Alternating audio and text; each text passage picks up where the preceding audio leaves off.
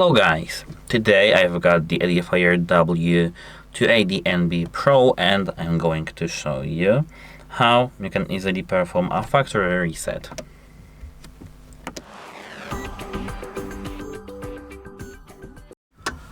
At first you need to make sure that they are turned on.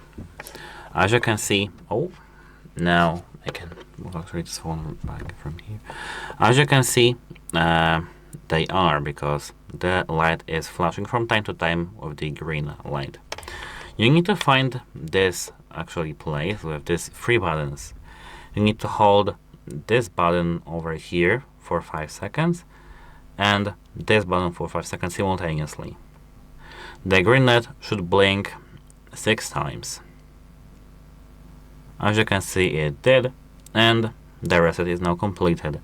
Now, as you can see, our headphones went to the pairing mode, and now I can bring my Samsung back again here so that I can show you that these earbuds are in the pairing mode. They are. We can now pair them.